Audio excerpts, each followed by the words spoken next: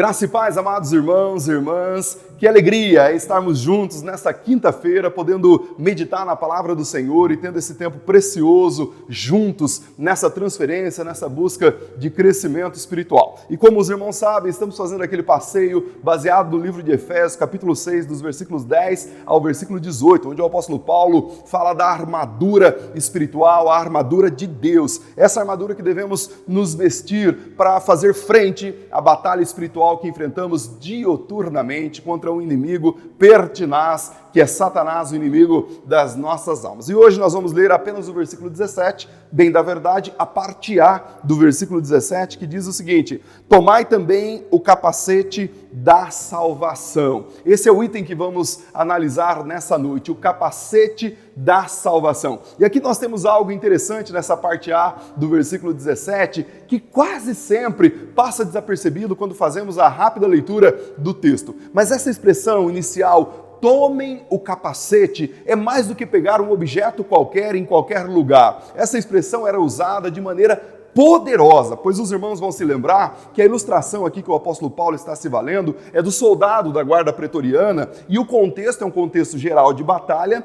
e de guerra. Então o processo para que o soldado se apresentasse para ir até a guerra, ele começava se revestindo de toda a armadura. Então ele vai montando a armadura no seu próprio corpo. Eu gostaria que você fizesse esse cenário aí na sua cabeça, montasse esse cenário na sua cabeça daquilo que já vimos e de algumas coisas que ainda iremos ver. Pense num soldado e ele começa então se vestindo com um cinturão que lhe confere a estabilidade, onde repousaria a posteriori também a sua própria espada. Bom, olhando para o nosso soldado cristão, ele já foi cingido com o cinturão da verdade. Lembre-se, essa verdade que nós falamos, o apóstolo Paulo nos referenciou, ela tem duas dimensões. A primeira é a verdade no íntimo, que o rei Davi vai dizer lá no Salmo 51, versículo 6, que é a verdade que Deus procura. Isso é, aquela verdade que esmaga toda a dissimulação, toda a hipocrisia, toda a mentira. E o segundo nível de verdade é o nível da verdade como um conjunto de doutrinas a partir da revelação de Cristo, ou seja,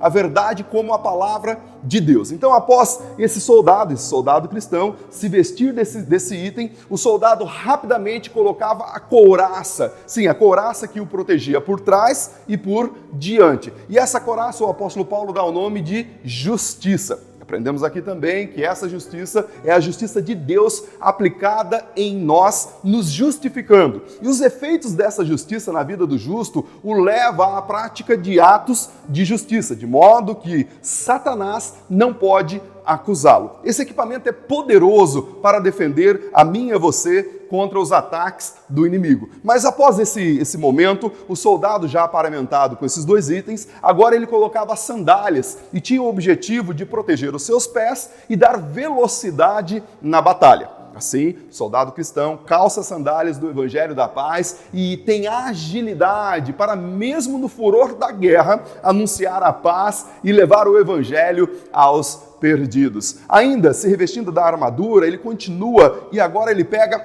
o escudo da fé. E Paulo dá a esse escudo o nome fé, que eu acabei de fazer referência, pois ele tem o poder para proteger o soldado cristão dos dardos flamejantes de Satanás, que chegam de todos os lugares e sem aviso prévio. Somente pode ser defendido desses dardos aquele que tem o escudo e o escudo da fé. Por isso, a fé é o óbice, aquela que obstaculariza todos os dardos inflamados do maligno. Percebam que após tudo isso, o soldado já está praticamente aparamentado, mas agora ele se apresenta ao oficial. Então veja só, ele coloca toda essa armadura e quando ele se apresenta ao oficial, esse que é o oficial maior, diz o seguinte para ele: toma aqui o capacete ou no caso do cristão, o capacete da salvação. Em outras palavras, a autoridade máxima diz: você já está pronto para ir para a guerra, então aqui está o seu capacete para proteger a sua cabeça. Perceba a semelhança desse item da armadura com Efésios capítulo 2, versículo 8. Lá diz: porque pela graça sois salvos por meio da fé. Isso não vem de vós, é dom de Deus. Veja só, foi o próprio Deus, o oficial maior, que nos outorgou a salvação. Nós recebemos da mão dele, assim como também recebemos o capacete da salvação para entrarmos nessa guerra contra esse pertinaz inimigo. Mas entenda aqui rapidamente a questão da salvação. É importante que nós tenhamos isso em mente, porque todas as vezes que falamos de salvação, nós falamos de um ato que simplesmente é entregar o coração a Jesus e está tudo resolvido. Sim, de fato é isso, mas eu quero que nós tenhamos uma compreensão um pouco mais dilatada da questão da salvação, para que depois nós façamos a aplicação desse item de maneira mais adequada. Veja bem, lá no Jardim do Éden, o ser humano pecou, ele foi destituído da glória de Deus. Deus havia dito a Adão, lá no capítulo 2, versículo 16 e 17, que se eles comessem do fruto da árvore que Deus tinha obstacularizado, certamente eles iriam morrer. E não havia dúvida alguma quanto à palavra de Deus para Adão e Eva, naquele contexto ainda só para Adão. Mas ocorreu que depois que eles comeram desse fruto, lá no capítulo 3, versículo 6, eles permanecem vivos. E Deus ele penaliza Adão e Eva e tira-os do jardim do Éden. O fato é que eles não morreram fisicamente naquele mesmo momento, pois eles vieram a morrer muito mais lá na frente. O texto bíblico vai nos dizer dessa dimensão. Porém, ocorreu uma morte, e essa com extensões universais. Eles morreram espiritualmente, mas continuaram vivos de maneira almática, porém, espiritualmente estavam mortos. Por isso o apóstolo Paulo vai dizer em Efésios capítulo 2 que nós estávamos mortos em nossos delitos e pecados. E aqui não se trata de uma figura de linguagem, pois Paulo vai direto ao ponto nevrálgico e diz que antes da obra crística nas nossas vidas, nós estávamos mortos no espírito, ou seja, espiritualmente estávamos mortos, vivíamos apenas para satisfazer as vontades da nossa carne. E entenda aqui carne como a atuação da alma caída, induzindo o corpo para a obtenção das suas volições, dos seus desejos e as suas predileções. E se você quiser saber um pouquinho de quais são esses desejos, é só dar uma olhadela nas listas de Gálatas, capítulo 5, dos versículos 18 ao 21, e Colossenses, capítulo 3, do versículo 5 ao 9. Tem outras listas que falam das obras da carne, mas essas duas aqui já é o suficiente para você saber como a alma lida com essas situações e nos leva a praticar alguns desses itens descritos aí nessa lista. Assim, o ser humano estava morto, sem possibilidade alguma de reviver por si mesmo, e ele cometera diante de Deus um crime hediondo. E Deus, que é todo amor, mas é todo justiça, não poderia deixar esse crime passar impune. Por isso, ele, usando da sua justiça exacerbada, a justiça que não tem corrupção,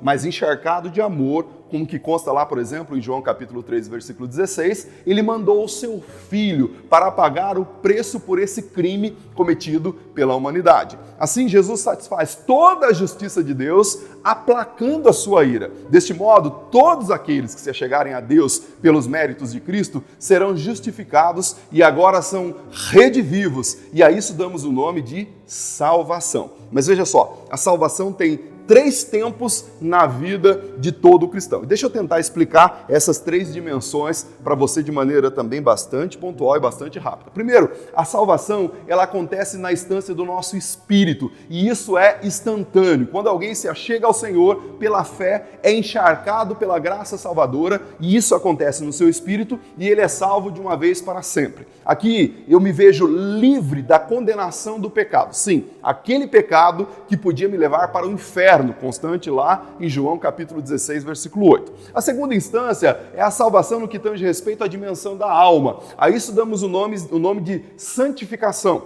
que é o processo onde o crente vai amadurecendo com Deus, vai crescendo e vai se despindo das coisas da velha natureza. Assim como uma criança, quando nasce, ela nasce e não tem como deixar de ter nascido, mas agora ela precisa crescer e amadurecer. Neste caso, estamos diariamente crescendo assim com o Senhor, caminhando com o Senhor. Assim é a salvação nessa dimensão. Tem a ver com nos livrar da influência do pecado em nossas vidas atuais. Percebam? A salvação no Espírito aconteceu lá no passado. A salvação do que tange respeito à santificação, a esse processo, está acontecendo no nosso presente e dia a dia. Mas nós temos um terceiro tempo da salvação, que é no sentido da salvação do nosso corpo, pois em algum momento não mais precisaremos desse corpo mortal, nós não estaremos mais sujeitos às dores, dores, ao sofrimento, às doenças. O Covid-19 não será mais um problema para nós. Nós estaremos livres de tudo isso e também desse corpo, quando estivermos com um corpo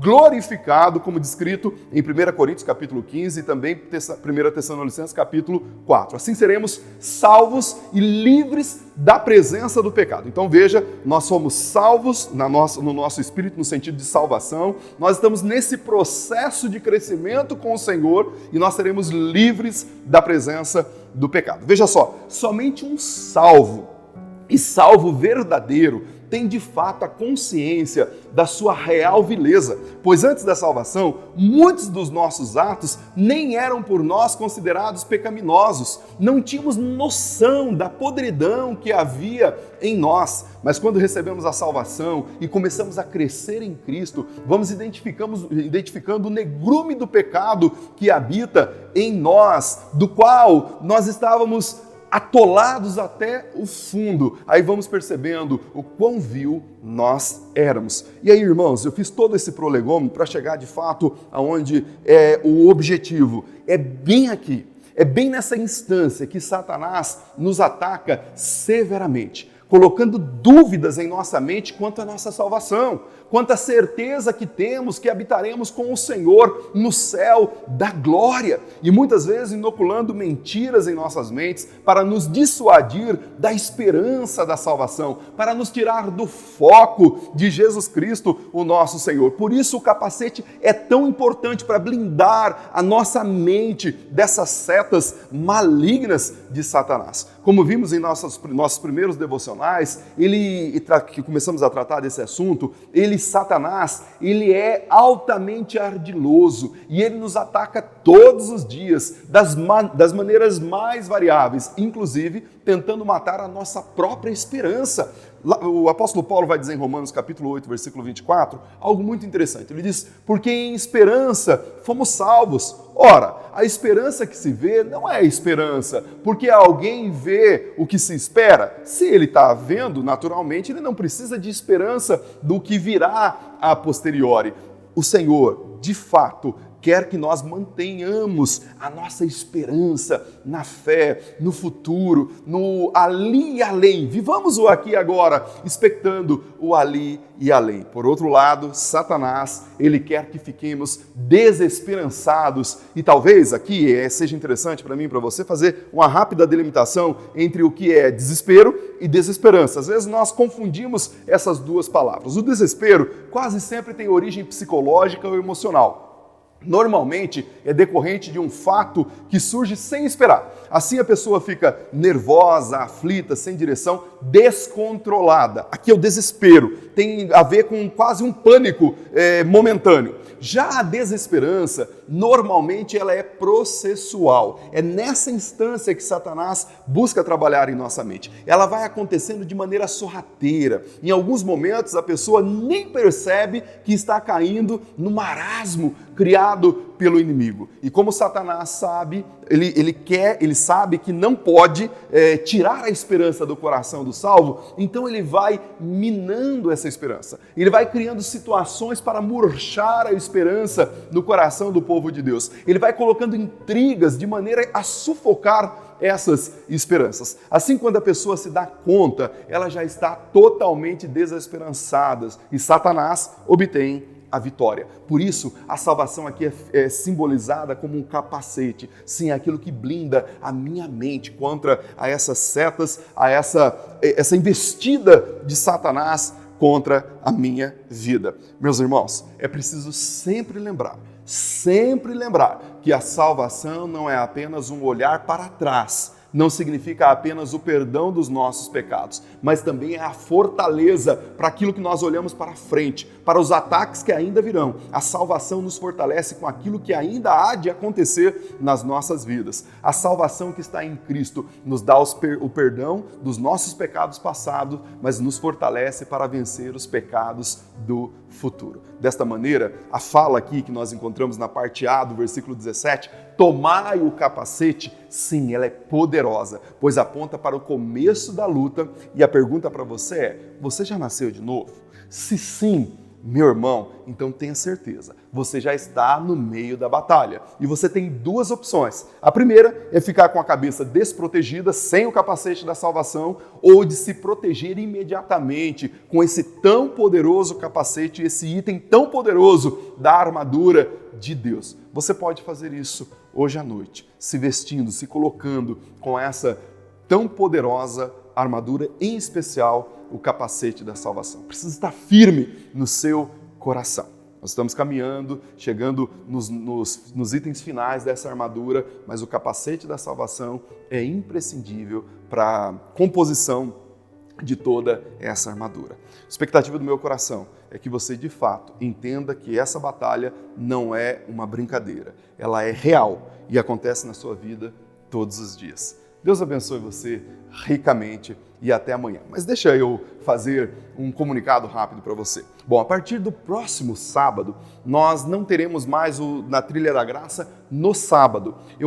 Nós gostaríamos de otimizar a nossa programação da juventude. A live da juventude acontece nos sábados, às 19h30. Então, ao invés de termos o Na Trilha da Graça no sábado e depois em seguida termos o culto dos jovens ou a live dos jovens, nós queremos estimular você a participar dos cultos dos jovens conosco. Então, a partir desse sábado, todos ligadinhos na live dos jovens. Continuamos a Trilha da Graça de segunda a sexta-feira, no mesmo horário, e no sábado nós nos encontraremos aqui às 19h30. Só um aviso antecipando. Deus abençoe o seu final de quinta-feira, Deus abençoe a sua noite, em nome de Jesus.